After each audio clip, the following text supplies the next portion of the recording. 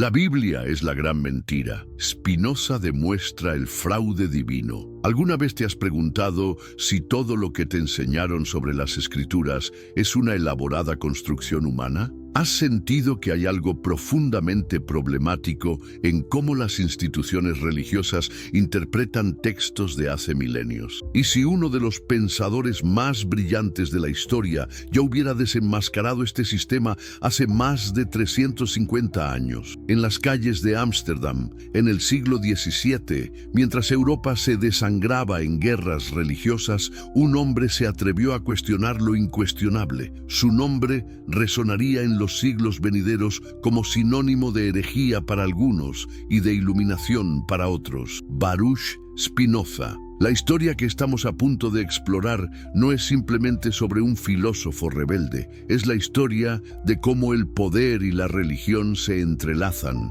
de cómo los textos considerados sagrados han sido utilizados como herramientas de control social y político. ¿Qué descubrió Spinoza que fue tan peligroso que provocó su expulsión total de su comunidad? ¿Por qué sus ideas siguen siendo tan amenazantes para ciertos sectores religiosos incluso hoy? Spinoza no solamente cuestionó la autoría divina de la Biblia, desarrolló un método sistemático para demostrar que era un documento humano, lleno de contradicciones, manipulaciones históricas y elementos míticos presentados como hechos. Su tratado teológico-político constituye quizás el análisis crítico más devastador de las Escrituras jamás realizado. ¿Estás preparado para abandonar tus preconcepciones? ¿Te atreves a examinar los cimientos de las creencias religiosas occidentales con la misma mirada implacablemente racional de Spinoza? Acompáñanos en este viaje intelectual que sacudió los cimientos del pensamiento occidental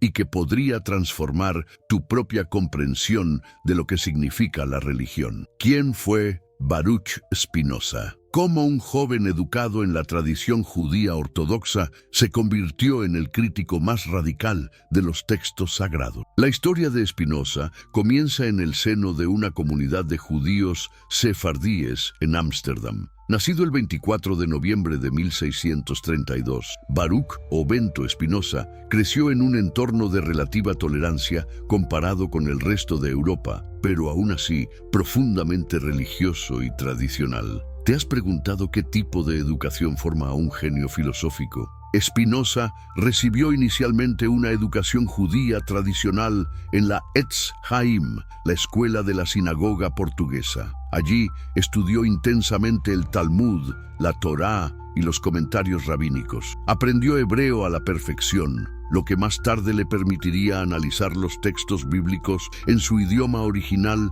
con una precisión inigualable. Pero su mente inquieta no se contentó con los límites de la educación religiosa tradicional.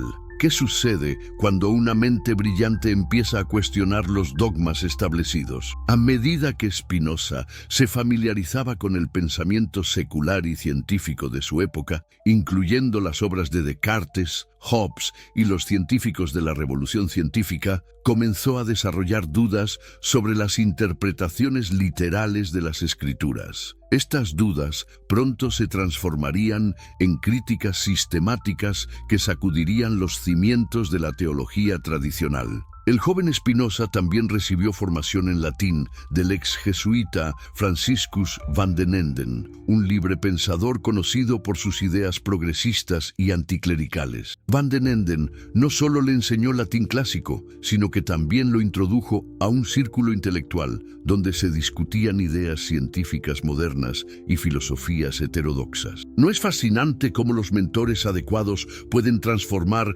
completamente la trayectoria intelectual de una persona? La ruptura definitiva con su comunidad ocurrió de manera dramática y definitiva. El 27 de julio de 1656, a la edad de apenas 23 años, Spinoza enfrentó el herem, excomunión, más severo documentado en la historia de la comunidad judía de Ámsterdam. El documento de excomunión, conservado hasta nuestros días, rebosa de indignación. Los señores del Mahamad os hacen saber que, habiendo tenido noticia de las malas opiniones y obras de Baruch de Spinoza, Intentaron por diversos medios y promesas apartarlo de sus malos caminos, que sostiene y enseña terribles herejías. Por decreto de los ángeles y por mandato de los santos, con el consentimiento del Dios bendito y el de toda esta santa congregación, maldecimos, execramos, anatematizamos y rechazamos a Baruch de Spinoza, con la excomunión con la que Josué excomulgó a Jericó, con la maldición con la que Eliseo maldijo a los niños y con todas las maldiciones escritas en la Torá. Sutani, ¿puedes imaginar el impacto de semejante rechazo en un joven de 23 años? La excomunión prohibía a todos los miembros de la comunidad comunicarse con él de cualquier forma, leer cualquier documento escrito por él, o incluso permanecer bajo el mismo techo. Efectivamente, Spinoza se convirtió en un paria, repudiado por su familia y comunidad. ¿Qué acusaciones provocaron una reacción tan extrema? Aunque el documento no especifica sus terribles herejías, fuentes históricas sugieren que Spinoza ya cuestionaba la autoría mosaica del Pentateuco, la inmortalidad del alma tal como la concebía la tradición judía y la idea de los judíos como pueblo elegido. También hay evidencia de que rechazaba la idea de un Dios personal y antropomórfico que interviene en los asuntos humanos. Tras su excomunión, Spinoza cambió su nombre de Baruch, que significa bendito en hebreo, a Benedict, su equivalente en latín, simbolizando su ruptura con la tradición que lo había criado. Se trasladó fuera de Ámsterdam, primero a Rijnsburg y luego a La Haya, donde vivió una vida de sorprendente sencillez y dedicación intelectual. ¿Has escuchado hablar de filósofos que rechazaron prestigio y riqueza por mantener su independencia? Spinoza se ganaba la vida como pulidor de lentes ópticas, un oficio que dominó hasta convertirse en un artesano respetado cuyos lentes eran apreciados por científicos de la época. Esta profesión no solo le proporcionaba sustento, sino que también conectaba simbólicamente con su filosofía. Pulir lentes para ver con mayor claridad, así como pulía conceptos filosóficos para percibir la verdad con mayor nitidez. A pesar de su reputación creciente como pensador original, Spinoza rechazó múltiples ofertas de posiciones académicas prestigiosas, incluyendo una cátedra en la Universidad de Heidelberg. ¿Por qué rechazar tales honores? Porque valoraba por encima de todo su libertad intelectual, temiendo que las instituciones académicas restringieran su capacidad para expresar sus ideas más controversiales. La vida de Spinoza fue breve, pero intensamente productiva. Murió en 1677 a los 44 años, probablemente de una enfermedad respiratoria exacerbada por la inhalación de polvo de vidrio de su trabajo como pulidor de lentes. Pero su legado intelectual transformaría para siempre el pensamiento occidental. ¿No es extraordinario cómo una vida relativamente corta y aparentemente modesta puede tener un impacto tan profundo y duradero? El contexto histórico del siglo XVII. ¿Alguna vez te has preguntado cómo sería vivir en una Europa donde expresar las ideas equivocadas podría costarte la vida? El siglo XVII, el marco temporal en que vivió Spinoza, fue una época de contrastes dramáticos. Brillantes avances científicos coexistían con una brutal intolerancia religiosa. Europa se desangraba en conflictos religiosos devastadores. La guerra de los 30 años, 1618-1648, había convertido grandes extensiones de territorio alemán en páramos arrasados, con algunas regiones perdiendo hasta 2/3 de su población. ¿Puedes imaginar el trauma colectivo de sociedades enteras diezmadas por guerras justificadas en el nombre de Dios? Esta guerra, nominalmente entre católicos y protestantes, fue una muestra brutal de cómo la religión institucionalizada servía frecuentemente como pretexto para ambiciones políticas y territoriales. En España y Portugal, la Inquisición mantenía su férreo control, persiguiendo judaizantes y cualquier desviación de la ortodoxia católica. Los autos de fe, donde herejes y apóstatas eran quemados públicamente, constituían espectáculos públicos a los que asistían multitudes, incluyendo la realeza. ¿no resulta perturbador que el sufrimiento humano, en nombre de la ortodoxia religiosa, fuera convertido en entretenimiento? Las familias judías sefardíes que habían huido a Ámsterdam, como la de Spinoza, cargaban con el trauma generacional de la persecución. Muchos, como los propios abuelos de Spinoza, habían vivido como criptojudíos en la península ibérica, practicando su religión en secreto mientras aparentaban ser cristianos devotos. Esta experiencia colectiva de persecución hacía que las comunidades judías fueran especialmente sensibles a la disidencia interna, temiendo que cualquier controversia pudiera amenazar la frágil tolerancia de la que gozaban en lugares como Holanda. Mientras Europa Central se desangraba en conflictos sectarios, la República Holandesa emergía como un relativo oasis de tolerancia. Su prosperidad económica dependía en gran medida del comercio internacional, lo que fomentaba una actitud más pragmática hacia las diferencias religiosas. ¿No es fascinante cómo los intereses económicos pueden a veces promover la tolerancia más efectivamente que los ideales humanísticos? Sin embargo, incluso en esta tolerante Holanda, la libertad tenía límites estrictos. El caso de Adriaan Koerbagh, amigo de Spinoza, sirve como sombrío recordatorio. Fue encarcelado por publicar ideas heterodoxas similares a las de Spinoza, muriendo en prisión en condiciones deplorables en 1669. Este destino influyó claramente en la decisión de Spinoza de publicar algunas de sus obras más controversiales anónimamente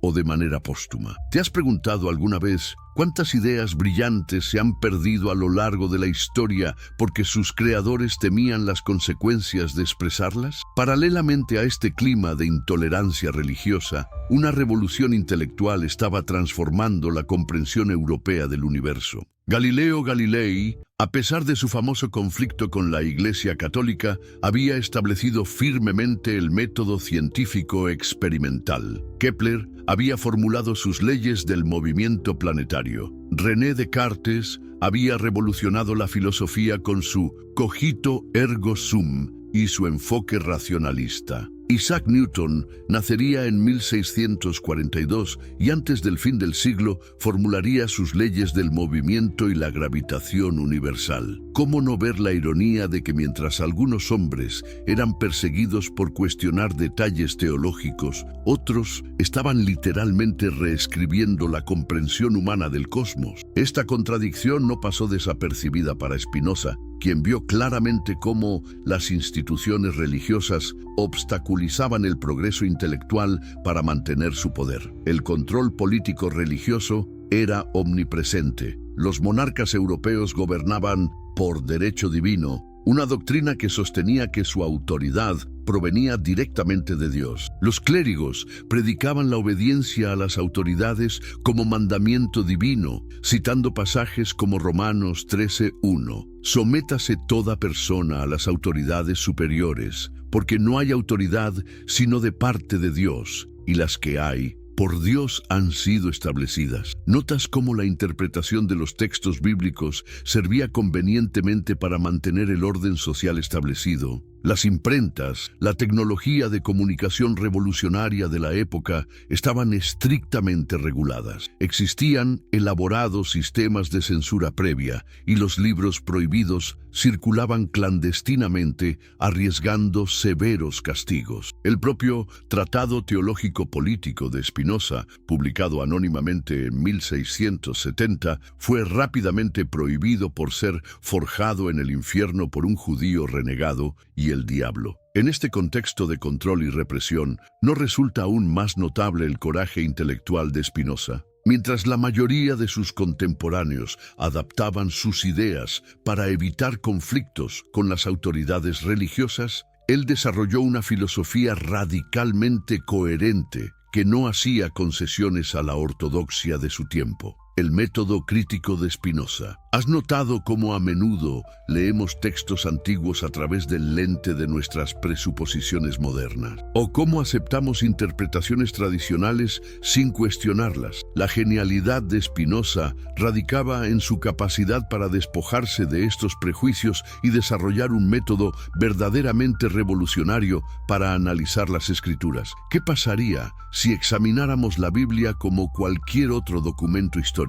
Esta fue la propuesta radical de Spinoza en su Tratado Teológico Político. En una época en que cuestionar la autoría divina de las Escrituras podía resultar en torturas o ejecución, Spinoza propuso un método que hoy conocemos como exégesis histórico-crítica. ¿No es asombroso que un enfoque considerado herético en su tiempo se haya convertido en el estándar académico para el estudio bíblico moderno? ¿En qué consistía este método revolucionario? Spinoza argumentaba que para comprender adecuadamente los textos bíblicos debemos investigar el significado preciso de las palabras en su idioma original y contexto histórico. Spinoza, con su profundo conocimiento del hebreo, analizó minuciosamente cómo ciertas palabras y conceptos habían sido mal traducidos o malinterpretados a lo largo de los siglos. El contexto histórico y cultural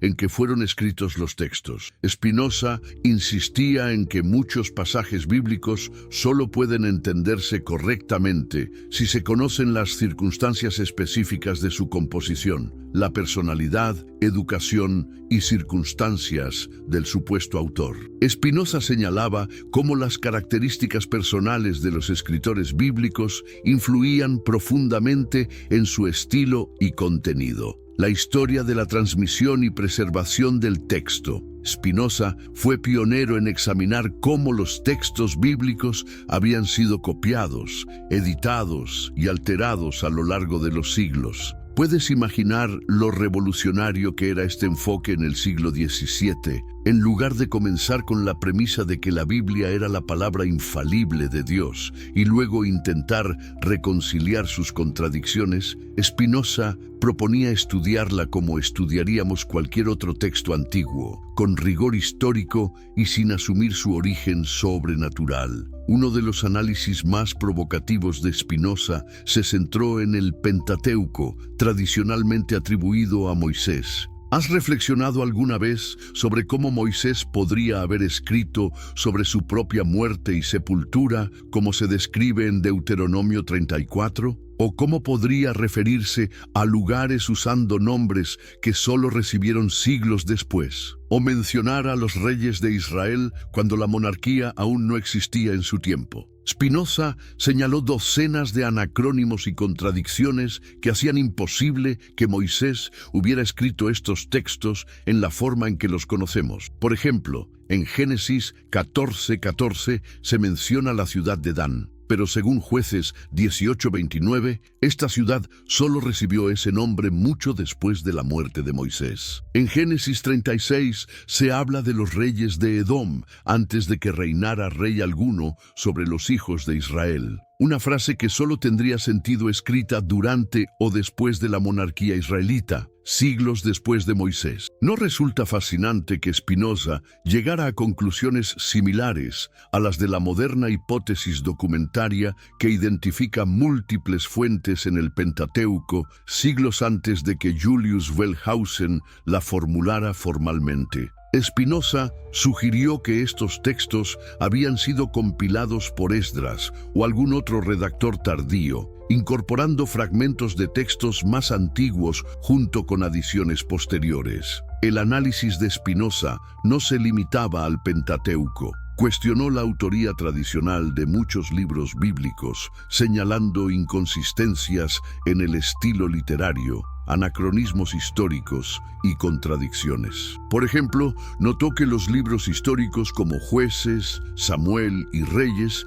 no podían haber sido escritos por testigos contemporáneos de los eventos, ya que frecuentemente hacen referencias como hasta el día de hoy que implican una distancia temporal significativa. Las contradicciones internas de las Escrituras recibieron especial atención. ¿Has notado, por ejemplo, cómo los dos relatos de la creación en Génesis 1 y 2 presentan secuencias de eventos incompatibles? ¿O cómo los 4 evangelios difieren en detalles importantes sobre la vida y enseñanzas de Jesús? Spinoza argumentaba que estas contradicciones eran evidencia clara de la composición humana y múltiple de estos textos, no de un autor divino perfecto e infalible. La comprensión del contexto cultural e histórico era fundamental para el método de Spinoza. Por ejemplo, señalaba cómo muchas leyes y costumbres descritas en el Pentateuco reflejaban claramente el entorno cultural del antiguo Cercano Oriente,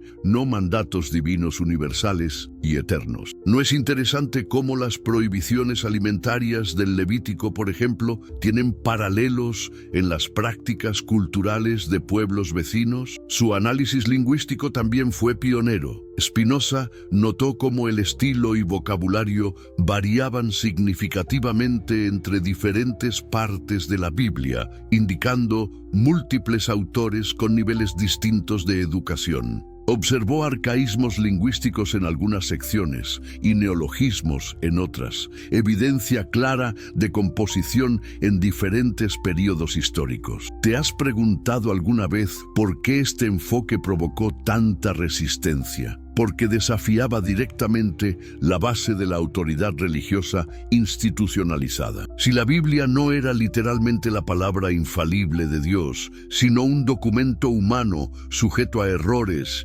manipulaciones e influencias culturales, ¿qué quedaba del fundamento de la autoridad dogmática de las iglesias? Spinoza insistía que reconocer la naturaleza humana de las Escrituras no disminuía su valor espiritual o moral, sino que permitía una comprensión más genuina y madura de su mensaje. ¿No es esta una posición sorprendentemente moderna? Anticipándose a los teólogos liberales por siglos, Spinoza sugería que el valor de la Biblia no dependía de su infalibilidad literal, sino de las verdades éticas que contenía. Desmitificando a los profetas. ¿Te has preguntado alguna vez quiénes eran realmente esos hombres que afirmaban hablar directamente con Dios? ¿Fueron verdaderamente elegidos por una deidad omnipotente para transmitir mensajes divinos? ¿O eran algo completamente distinto? La visión de Spinoza sobre los profetas bíblicos es quizás uno de los aspectos más revolucionarios y perturbadores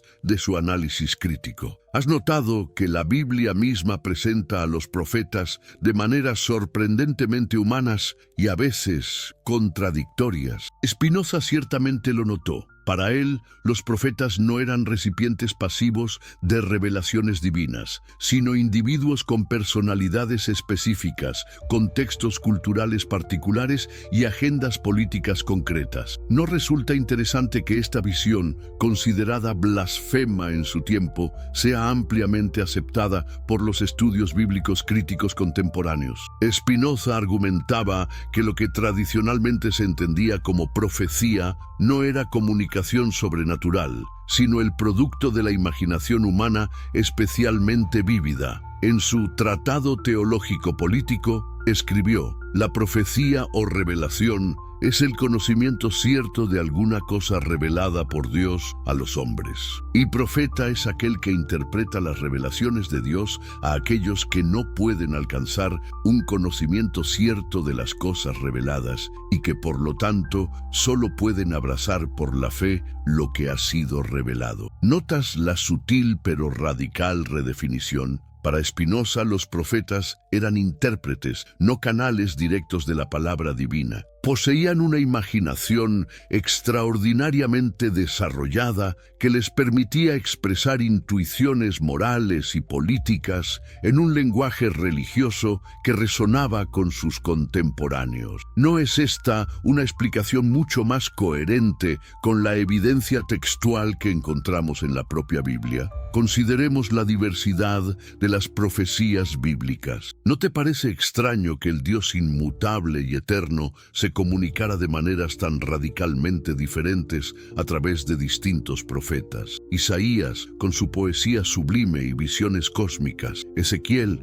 con sus extrañas visiones apocalípticas; Amós, con sus denuncias sociales directas; Oseas, con sus metáforas maritales. ¿Cómo explicar estas diferencias estilísticas tan marcadas si todos estaban simplemente transmitiendo mensajes del mismo ser divino? Spinoza ofreció una explicación elegante. Estas diferencias reflejaban las personalidades, educación y circunstancias de los profetas mismos. Los profetas, escribió, diferían unos de otros en temperamento, imaginación y opiniones. Sus revelaciones variaban según estas diferencias. Si el profeta era alegre, se le revelaban victorias, paz y todo lo que despierta alegría. Si era melancólico, guerras, castigos y toda clase de males. ¿No has observado cómo los profetas que surgieron durante períodos de opresión extranjera tendían a profetizar la destrucción de las naciones enemigas? ¿O cómo aquellos que vivieron durante períodos de corrupción interna se centraban en críticas a la élite gobernante? Spinoza señalaba que estas coincidencias no eran casuales, sino que reflejaban las preocupaciones políticas y sociales de los propios profetas. El análisis spinoziano de las profecías no cumplidas es particularmente devastador. La tradición religiosa tiende a ignorar o reinterpretar conveniente estos fracasos proféticos, pero Spinoza los enfrentó directamente. ¿Has notado, por ejemplo, cómo Ezequiel, capítulos 26-28, profetizó que Nabucodonosor destruiría completamente la ciudad de Tiro, algo que nunca ocurrió? ¿O cómo Jeremías, capítulo 22, predijo que el rey Jeconías moriría en el exilio sin descendencia, cuando en realidad tuvo varios hijos, uno de los cuales, Zorobabel, se convirtió en una figura importante en la historia judía posterior? Para Spinoza, estas profecías fallidas no eran anomalías a ignorar, sino evidencia clara de que los profetas no recibían información infalible de una deidad omnisciente. Eran simplemente hombres que hacían predicciones basadas en su comprensión limitada de las circunstancias políticas y sociales de su tiempo. ¿Has reflexionado sobre el hecho de que muchos profetas bíblicos eran figuras políticas destacadas? Samuel ungió reyes. Natán influyó directamente en la sucesión davídica. Elías y Eliseo intervinieron activamente en los asuntos políticos del reino del norte. Isaías aconsejaba a los reyes sobre alianzas militares. Jeremías fue acusado de traición por sugerir la rendición ante Babilonia. Spinoza argumentaba que estos hombres de Dios eran en realidad actores políticos que utilizaban el lenguaje religioso para legitimar sus posiciones e influir en los acontecimientos de su tiempo. ¿No es revelador que sus mensajes divinos coincidieran tan frecuentemente con agendas políticas específicas? Cuando un profeta proclamaba que Dios favorecía a un pretendiente al trono sobre otro, ¿estaba realmente transmitiendo un mensaje celestial o expresando su propia preferencia política en términos religiosos? La crítica de Spinoza va más allá, cuestionando incluso el criterio bíblico para distinguir entre verdaderos y falsos profetas. Deuteronomio 18:22 sugiere que si una profecía no se cumple, el profeta es falso. Sin embargo, la Biblia está llena de profecías incumplidas de figuras consideradas profetas auténticos. ¿No es esta una contradicción fundamental? Más aún, Spinoza señaló que incluso según los propios textos bíblicos, los milagros no eran un criterio confiable para identificar a un verdadero profeta. Deuteronomio 13:1-3 advierte sobre falsos profetas que pueden realizar señales y prodigios. Este pasaje admite implícitamente que los fenómenos aparentemente sobrenaturales pueden tener orígenes distintos a la voluntad divina, una concesión que socava toda la estructura de verificación profética. ¿Alguna vez te has preguntado por qué las profecías bíblicas tienden a ser ambiguas y sujetas a múltiples interpretaciones? Spinoza sugería que esta ambigüedad era intencional, permitiendo que las profecías se cumplieran retrospectivamente mediante interpretaciones creativas. Las profecías mesiánicas, por ejemplo, son tan vagas que han sido aplicadas a numerosas figuras históricas por diferentes tradiciones religiosas. No es sospechoso que la claridad, supuestamente una virtud divina, esté tan ausente en estos mensajes supuestamente divinos. El análisis de Spinoza sobre los profetas no pretendía simplemente desacreditarlos, sino comprenderlos en su contexto histórico y humano. En cierto sentido, su visión es más respetuosa que la tradicional, pues reconoce en los profetas a personas de convicciones morales profundas que utilizaron las herramientas culturales de su época para expresar verdades éticas importantes. No es más honesto y en última instancia más significativo reconocer la humanidad de estos personajes que atribuirles una infalibilidad que los textos mismos contradicen. La construcción de los milagros. ¿Alguna vez te has preguntado por qué los milagros bíblicos parecen haber cesado precisamente cuando la humanidad desarrolló métodos para documentar y verificar eventos? ¿No resulta curioso que los mares se dividieran, el sol se detuviera y los muertos resucitaran en épocas donde no existían cámaras,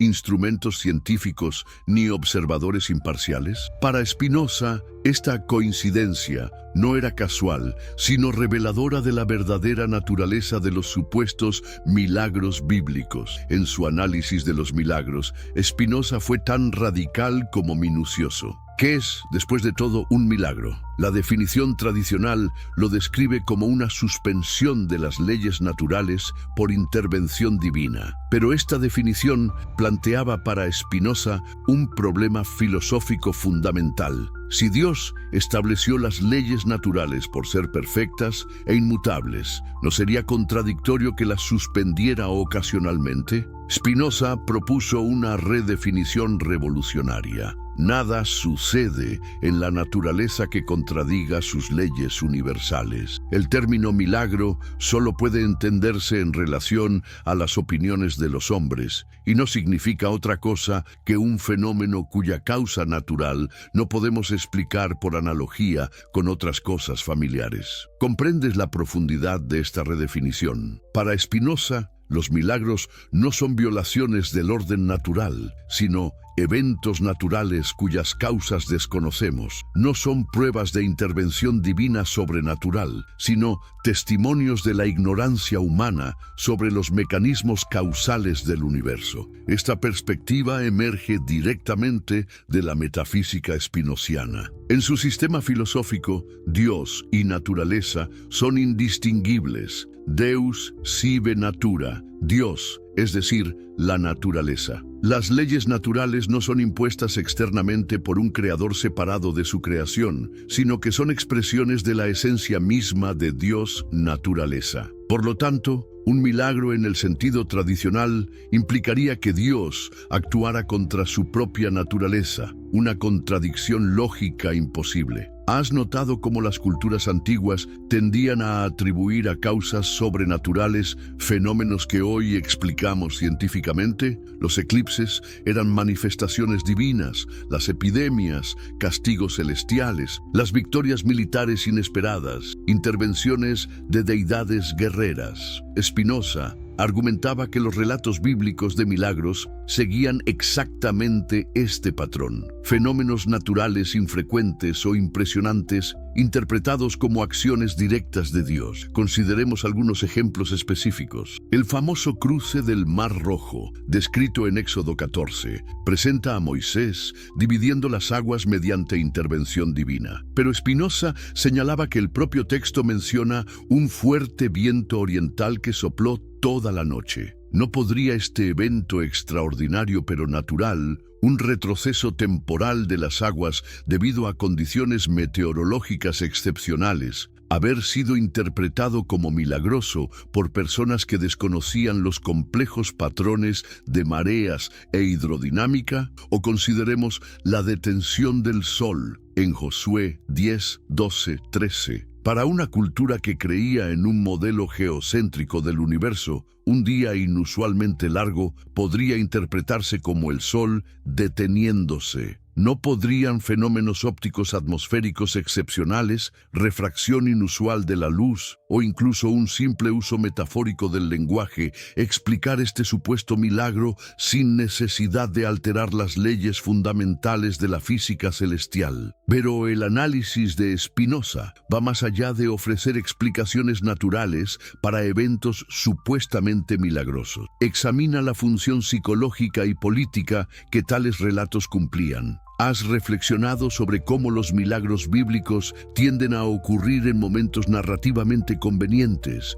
reforzando la autoridad de ciertos líderes o validando decisiones políticas controvertidas? Psicológicamente, los relatos de milagros satisfacen profundas necesidades humanas, el deseo de creer que existe un poder superior que interviene en favor de los justos, la esperanza de que las leyes naturales aparentemente inflexibles puedan doblarse en circunstancias excepcionales, la necesidad de sentir que el universo no es indiferente al sufrimiento humano. Spinoza no desdeñaba estas necesidades, pero cuestionaba las explicaciones sobrenaturales construidas para satisfacerlas. Políticamente, los milagros funcionaban como poderosas herramientas de legitimación. ¿No es revelador que los milagros bíblicos frecuentemente sirvieran para establecer la autoridad de determinados líderes? Las plagas de Egipto y el cruce del Mar Rojo legitimaron el liderazgo de Moisés. Los milagros de Elías y Eliseo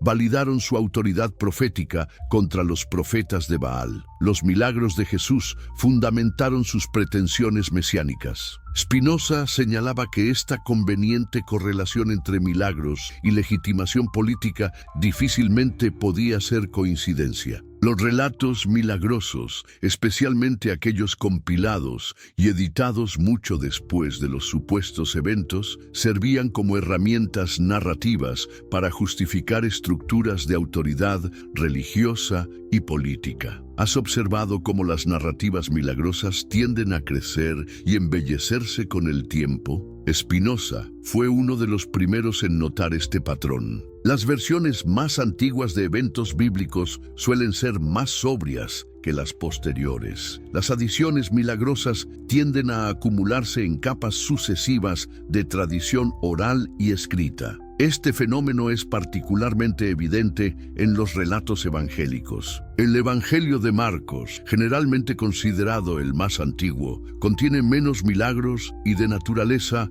menos espectacular que los evangelios posteriores. ¿No sugiere esto un proceso de elaboración legendaria más que un registro histórico preciso? Spinoza no negaba la posibilidad teórica de fenómenos inexplicables según nuestro conocimiento actual. Sin embargo, insistía en que nuestra incapacidad para explicar algo no justifica un salto inmediato a explicaciones sobrenaturales. Como señaló en su correspondencia, prefiero confesar que desconozco algo que no puedo explicar, antes que admitir una hipótesis que no puedo probar. Esta postura, revolucionaria en el siglo XVII, anticipa el principio de parsimonia epistemológica que fundamenta el método científico moderno. ¿No resulta notable cómo Spinoza, trabajando desde principios filosóficos más que empíricos, llegó a conclusiones tan alineadas con la metodología científica contemporánea? Para Spinoza, reconocer la naturaleza no milagrosa de los eventos bíblicos no disminuía su potencial significado espiritual o moral. Por el contrario, liberaba estos relatos de interpretaciones literalistas insostenibles, permitiendo extraer de ellos significados más profundos y universales. ¿No es esta una visión sorprendentemente moderna y sofisticada de las Escrituras que anticipa por siglos los enfoques hermenéuticos contemporáneos? La Biblia como instrumento de control. ¿Te has preguntado alguna vez por qué tantas instituciones religiosas han luchado tan ferozmente por controlar quién puede leer e interpretar los textos sagrados? ¿Por qué durante siglos se prohibió la traducción de la Biblia a lenguas vernáculas? ¿Por qué la interpretación personal de las Escrituras fue considerada una herejía castigable con la tortura y la muerte? Para Spinoza, Estas restricciones no eran coincidencias ni medidas de protección espiritual, sino manifestaciones de un sistema de control social y político profundamente arraigado. El análisis spinoziano de la Biblia como instrumento de control representa quizás su crítica más radical y políticamente peligrosa. En una época donde la alianza entre el poder político y religioso era prácticamente indisociable, Spinoza se atrevió a exponer los mecanismos mediante los cuales los textos considerados sagrados eran manipulados para servir intereses terrenales muy concretos. ¿Has notado cómo los mismos pasajes bíblicos han sido interpretados de maneras radicalmente diferentes en distintos períodos históricos? Spinoza documentó meticulosamente cómo los textos bíblicos habían sido editados, compilados y reinterpretados a lo largo de los siglos para apoyar las estructuras de poder dominantes en cada época. Consideremos el proceso de canonización, la selección de qué textos se consideraban inspirados y cuáles apócrifos. No fue un proceso divino ni automático, sino una serie de decisiones humanas influenciadas por consideraciones políticas y teológicas. ¿No resulta revelador que los evangelios que entraron en el canon tendieran a enfatizar la obediencia a las autoridades, mientras que muchos textos gnósticos excluidos cuestionaban las jerarquías eclesiásticas emergentes? Las traducciones también servían como herramientas de manipulación. Spinoza, con su conocimiento del hebreo, señaló numerosos casos donde los textos originales habían sido traducidos tendenciosamente para reforzar ciertas interpretaciones doctrinales. Por ejemplo, la palabra hebrea alma, joven mujer, en Isaías 7:14, fue traducida al griego como parteno, virgen, creando retroactivamente una profecía del nacimiento virginal de Jesús que no existía en el texto original. ¿Has pensado alguna vez en cómo la interpretación autoritativa de ciertos pasajes bíblicos cambia convenientemente según las necesidades políticas del momento? Spinoza observó cómo los mismos textos que se utilizaban para predicar la humildad y la pobreza entre las masas servían simultáneamente para justificar la opulencia y el poder de las jerarquías eclesiásticas. La instrumentalización del miedo fue un aspecto central en el análisis spinoziano. Las instituciones religiosas cultivaban activamente el miedo como herramienta de control, y los textos bíblicos proporcionaban abundante material para este propósito. Descripciones vívidas del infierno, castigos divinos apocalípticos y la condenación eterna servían como poderosos disuasores contra cualquier desviación doctrinal o desobediencia a las autoridades religiosas. ¿No has percibido cómo las predicaciones sobre el infierno y el juicio divino suelen intensificarse precisamente cuando la autoridad religiosa enfrenta desafíos? Spinoza notó esta correlación, argumentando que el miedo religioso aumentaba proporcionalmente a las amenazas al poder institucional. Las masas aterrorizadas por tormentos eternos raramente cuestionan la autoridad de quienes afirman poder salvarlas de tales sufrimientos. La superstición, escribió Spinoza, nace del miedo, se mantiene por el miedo y tiene como objetivo final mantener a los hombres en el miedo. Esta penetrante observación revela cómo las instituciones religiosas explotaban sistemáticamente las ansiedades humanas fundamentales, utilizando los textos sagrados como fuente de amenazas sobrenaturales que solo ellas podían mitigar mediante rituales y doctrinas que exigían obediencia absoluta. Para Spinoza, la superstición no era un subproducto accidental de la religión institucionalizada, sino la base misma del poder teológico político. Gobernantes y líderes religiosos fomentaban activamente creencias supersticiosas porque éstas facilitaban el control social. ¿No es significativo que los períodos de mayor poder eclesiástico coincidan históricamente con los niveles más altos de superstición popular? En su Tratado Teológico Político, Spinoza argumentó: El gran secreto del régimen monárquico y su máximo interés consisten en mantener engañados a los hombres y en disfrazar, bajo el especioso nombre de religión, el miedo con el que se les quiere controlar, a fin de que luchen por su esclavitud como si se tratara de su salvación. Esta crítica radical no se limitaba a identificar manipulaciones históricas específicas, sino que exponía un patrón sistemático: la utilización de textos considerados sagrados para justificar y perpetuar estructuras de dominación. No es revelador que, a lo largo de la historia, la Biblia haya sido citada para justificar instituciones tan diversas como la monarquía absoluta, la esclavitud, la subordinación de las mujeres y el colonialismo. El monopolio interpretativo constituía un elemento crucial en este sistema de control. Las instituciones religiosas mantenían celosamente el derecho exclusivo a determinar el verdadero significado de los textos sagrados. Cualquier interpretación alternativa era rápidamente etiquetada como herejía y suprimida, a menudo violentamente. ¿Te has preguntado por qué una deidad omnipotente necesitaría de instituciones humanas para proteger su palabra de interpretaciones erróneas? El caso de los protestantes resulta particularmente ilustrativo de este monopolio interpretativo. Aunque inicialmente defendieron el principio de sola escritura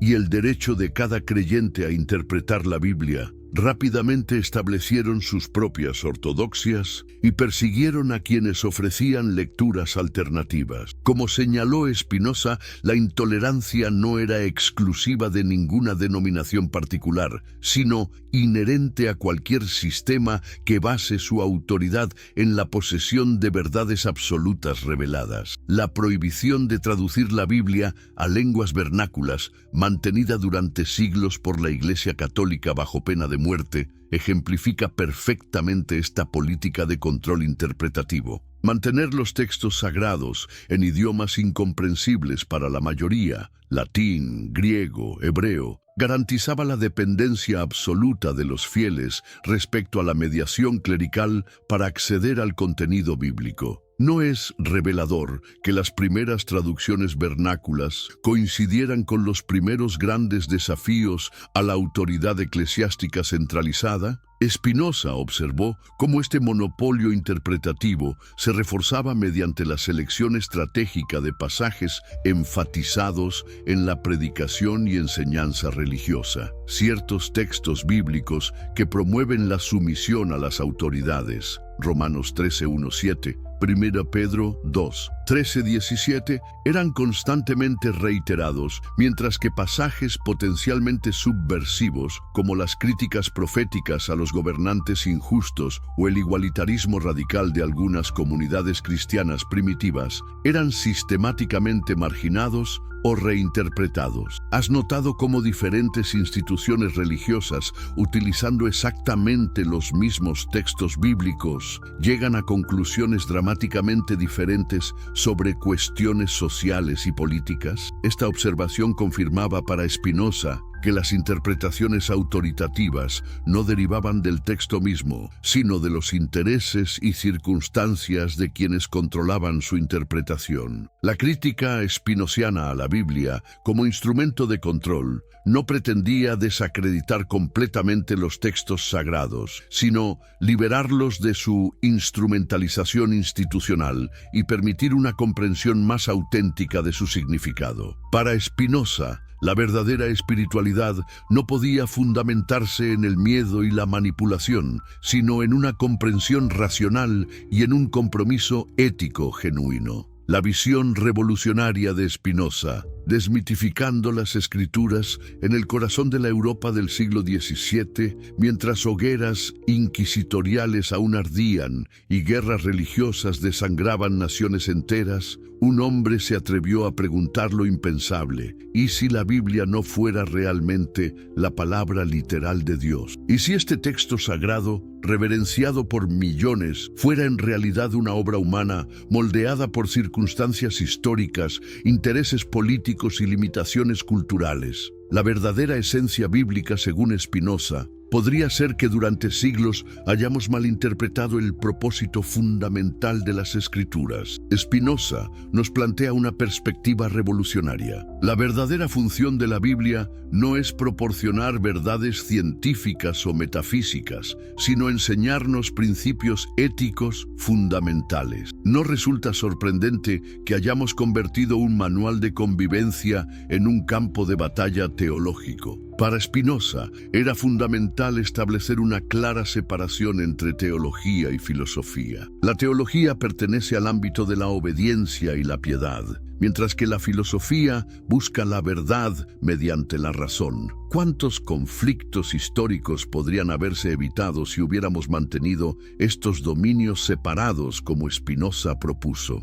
En su análisis del cristianismo, Spinoza identifica su núcleo esencial no en complejas doctrinas teológicas sobre la naturaleza de Cristo o la Trinidad, sino en principios éticos sorprendentemente simples: justicia y caridad hacia nuestros semejantes. ¿No resulta revelador que estos principios universales sean precisamente los que menos controversia generan entre las diferentes denominaciones religiosas? ¿Qué ocurriría si, como Spinoza sugiere, evaluáramos la religiosidad no por la aceptación de dogmas incomprensibles, sino por acciones concretas de justicia y amor? ¿No transformaría esto por completo nuestras comunidades religiosas, reorientándolas hacia el servicio práctico en lugar de disputas doctrinales? La defensa apasionada que hace Spinoza de la libertad de pensamiento resulta especialmente notable considerando el contexto de persecución religiosa en que vivió.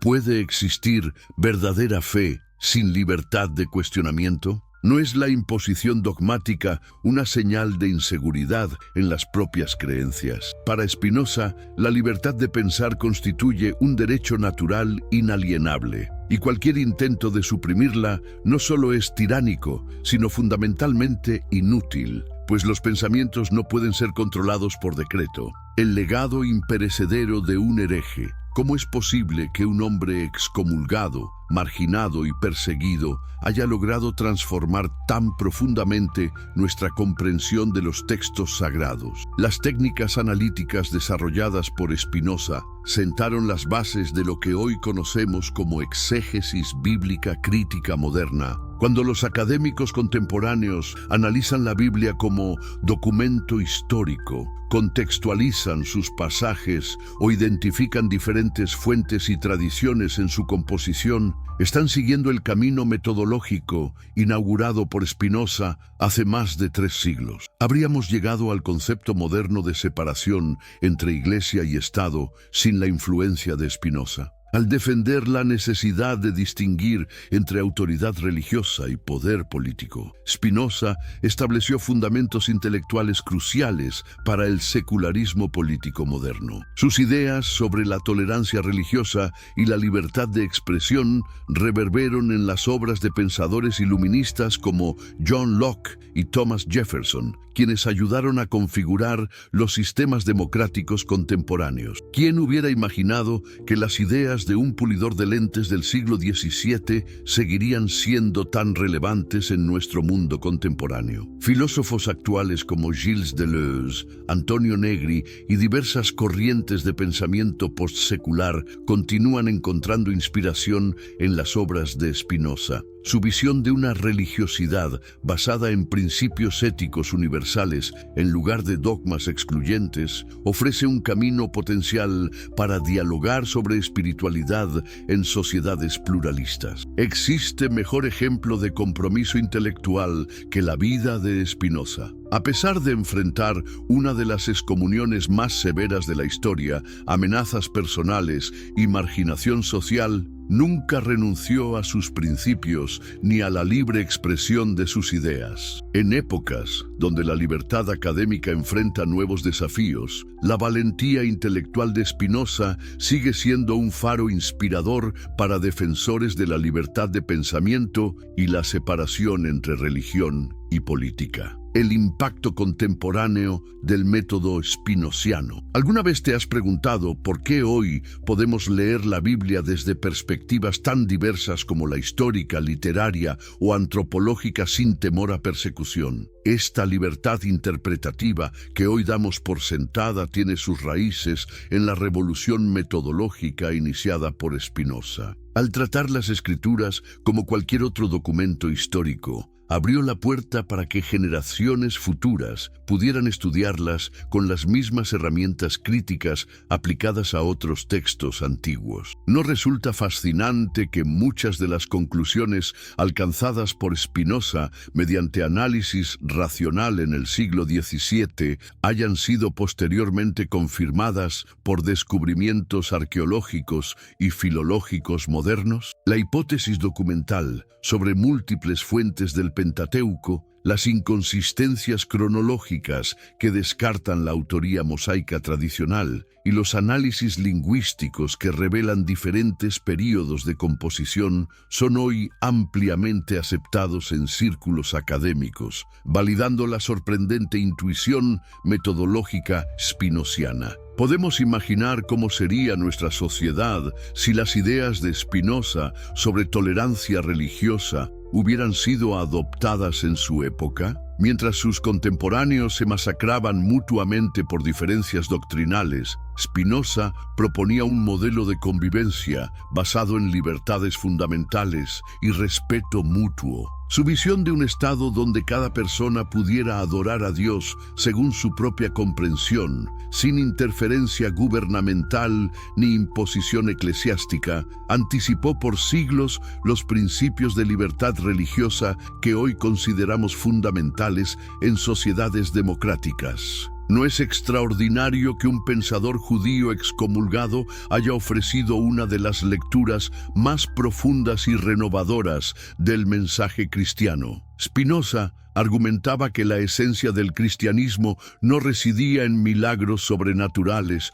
o complejas doctrinas teológicas, sino en un mensaje ético universal, accesible a la razón humana. Esta lectura anticipó corrientes contemporáneas que buscan recuperar las dimensiones éticas y humanistas de la tradición cristiana más allá del dogmatismo institucional, un legado para nuestra época fracturada. En un mundo donde los fundamentalismos religiosos resurgen con violencia renovada, no necesitamos urgentemente recuperar la visión spinociana de una religiosidad basada en principios éticos universales en lugar de dogmas excluyentes. Al separar la esencia ética de las religiones de sus aspectos dogmáticos e institucionales, Spinoza nos ofrece un camino potencial para diálogos interreligiosos basados en valores compartidos. ¿Qué diría Spinoza sobre nuestros debates contemporáneos entre ciencia y religión? Probablemente nos recordaría que ambas esferas responden a diferentes necesidades humanas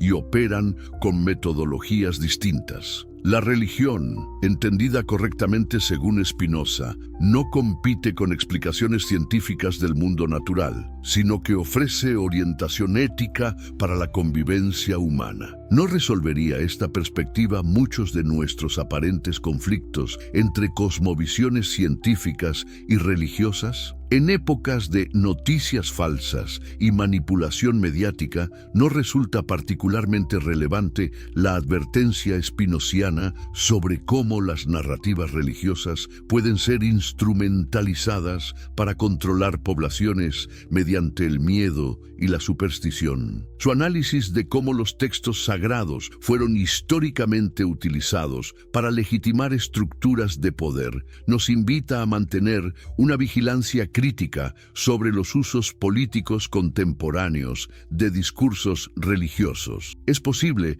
que el mayor legado de Spinoza sea su defensa apasionada del pensamiento libre como derecho inalienable. En una época donde nuevas formas de censura y polarización amenazan el diálogo abierto, su mensaje resulta sorprendentemente actual. La supresión del pensamiento crítico no solo es moralmente injustificable, sino prácticamente imposible a largo plazo. Las ideas verdaderas, como la suya propia, eventualmente encuentran su camino a pesar de prohibiciones y persecuciones. Spinoza, liberador de la espiritualidad auténtica. Contrario a lo que sus detractores afirmaban, Spinoza no buscaba destruir la religión, sino purificarla de elementos supersticiosos y manipulaciones que distorsionaban su potencial liberador. No es revelador que este supuesto ateo dedicara tantas páginas a reflexionar sobre Dios y las Escrituras. Su crítica a la superstición no representaba un rechazo de la espiritualidad, sino un intento de elevarla a una expresión más racional y universalmente accesible. Y si la verdadera revelación divina no estuviera confinada a textos antiguos interpretados por autoridades eclesiásticas, sino accesible directamente a través de la razón natural presente en cada ser humano. Esta propuesta revolucionaria de Spinoza democratizaba radicalmente el acceso a lo divino, eliminando intermediarios institucionales y jerarquías interpretativas. No conecta esta visión con anhelos contemporáneos de espiritualidad directa, más allá de estructuras religiosas tradicionales. ¿Puede existir fe auténtica sin libertad para cuestionar? Para Spinoza, la respuesta es categóricamente negativa. La imposición dogmática de creencias no produce verdaderos creyentes, sino conformistas temerosos. Su defensa de la libertad de pensamiento no era meramente política, sino profundamente espiritual. Solo en libertad podemos desarrollar una comprensión auténtica de lo divino y una conexión genuina con principios éticos universales. ¿Quién podría haber imaginado que las ideas de este hereje excomulgado eventualmente transformarían nuestra comprensión de los textos sagrados y la religiosidad? A pesar de enfrentar una de las condenas más severas en la historia judía, su pensamiento sobrevivió y floreció. ¿No demuestra esta supervivencia que hay algo profundamente verdadero en su mensaje, algo que resuena con nuestras intuiciones más profundas sobre espiritualidad y ética? El legado de Spinoza permanece vivo, no como reliquia histórica, sino como fuerza intelectual que continúa inspirando nuevas lecturas de textos antiguos y nuevas formas de comprender la relación entre razón y fe. Su visión de una religiosidad basada en principios éticos universales, libre de superstición y dogmatismo, sigue ofreciendo un camino prometedor para sociedades pluralistas que buscan bases compartidas de convivencia. En tiempos donde los extremismos religiosos resurgen con renovada virulencia, no necesitamos urgentemente recuperar esta visión spinociana de una espiritualidad compatible con la razón crítica y orientada hacia la justicia y la caridad universales. Quizás el mayor tributo que podamos rendir a este valiente pensador sea continuar su proyecto de liberar lo mejor de nuestras tradiciones religiosas de las cadenas del dogmatismo y la superstición.